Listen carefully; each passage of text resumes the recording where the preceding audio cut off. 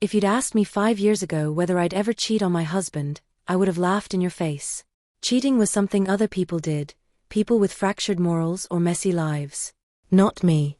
I was the good girl, the one who did everything right. But life has a funny way of breaking down the walls you build around yourself, showing you that you're not as different as you think. My name is Claire, and I'm 34 years old. I've been married to Adam for 8 years. He's a good man, a kind man. The type of husband every woman dreams of, patient, understanding, and endlessly supportive. Our marriage, from the outside, looked perfect.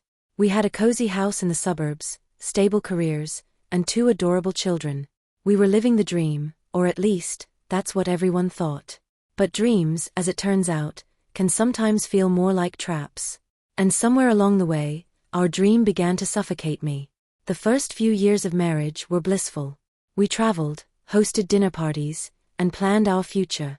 When our first child, Lily, was born, it felt like the perfect addition to our already perfect life. 2 years later, we had our son, Max, and our family felt complete. But as the years passed, the demands of parenthood, work, and maintaining our perfect life began to take their toll. Adam worked long hours, and I often found myself exhausted, juggling the responsibilities of motherhood with a full-time job. The spark that once defined our relationship began to fade, replaced by routine and the grind of daily life. I started to feel like I was losing myself.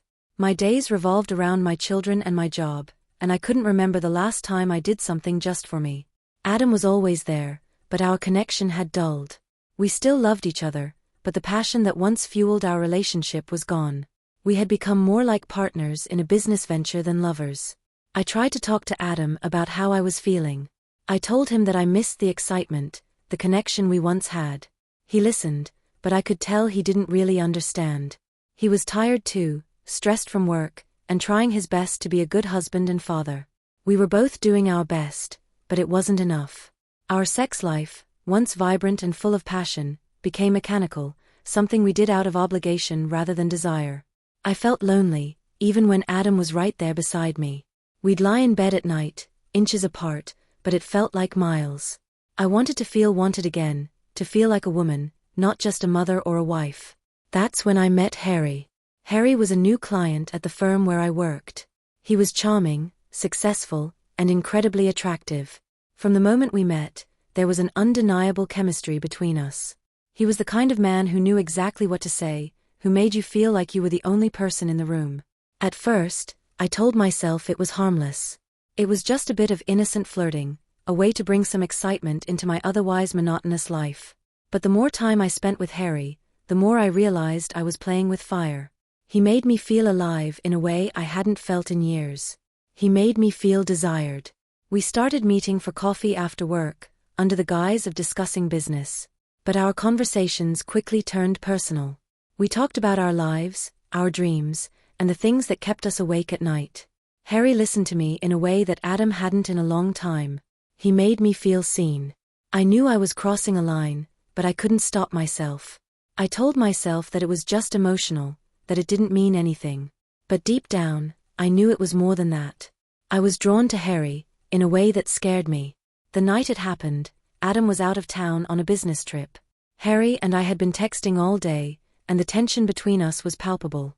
He invited me over to his place, and without really thinking it through, I agreed.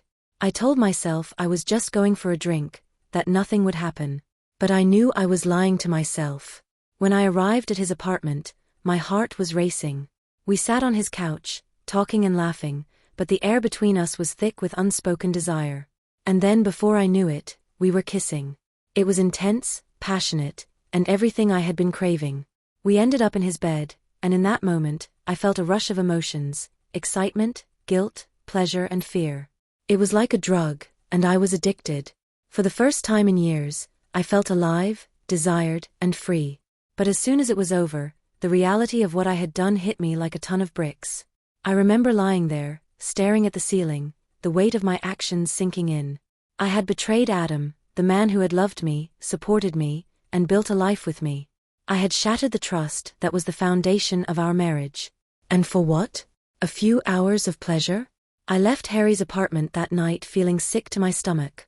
The guilt was overwhelming, but there was also a part of me that didn't regret it. That scared me more than anything. In the days that followed, I tried to carry on as if nothing had happened. But the guilt was always there, lurking in the back of my mind. I couldn't look at Adam without feeling like a fraud. Every time he smiled at me, every time he told me he loved me, I felt a pang of shame. But I also felt a strange sense of liberation. I had done something for myself, something that wasn't about being a mother or a wife. It was a selfish act, but it was mine.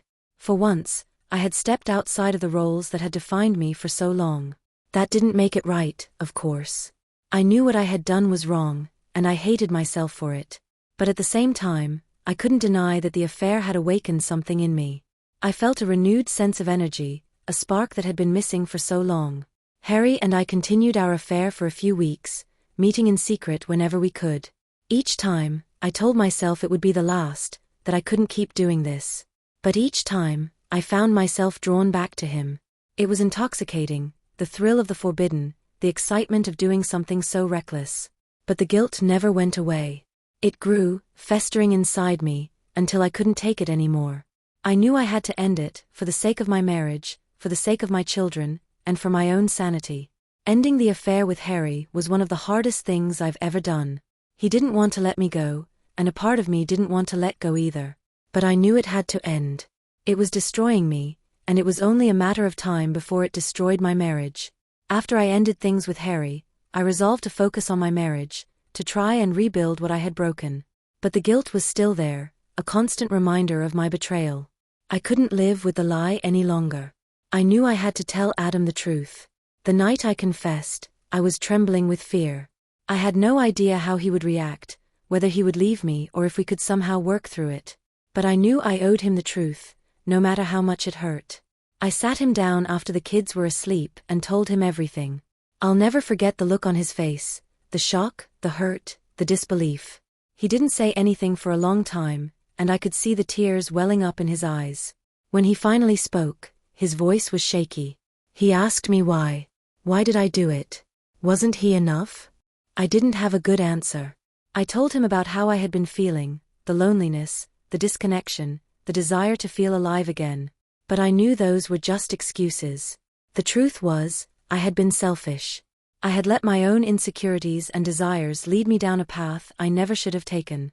Adam was devastated, and I knew I had shattered the trust that had once been the foundation of our marriage. He told me he needed time to think, to figure out what he wanted to do.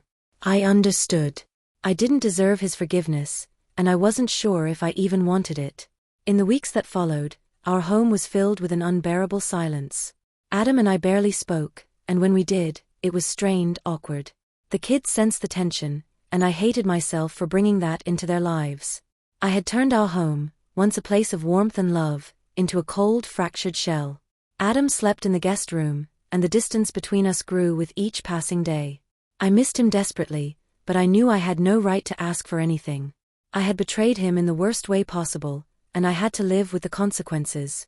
I started seeing a therapist, trying to understand why I had done what I did, trying to figure out if there was any way to salvage what was left of my marriage. Therapy helped me see the deeper issues, the feelings of inadequacy, the fear of losing myself in the roles of wife and mother, the craving for something more. But understanding my actions didn't make them right.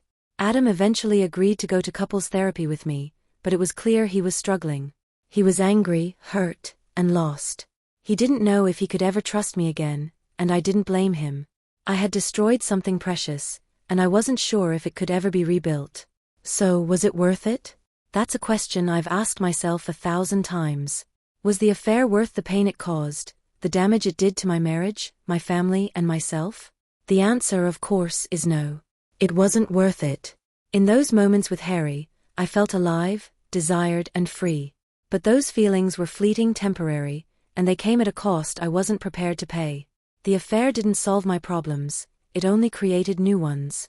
It didn't make me happier, it made me miserable. I lost something in that affair, something more valuable than the excitement I found with Harry.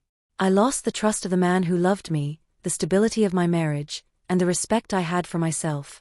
The thrill of the affair was a mirage, a false promise of something better, but in the end, it was nothing but ashes. Adam and I are still trying to rebuild our marriage, but it's a long and painful process.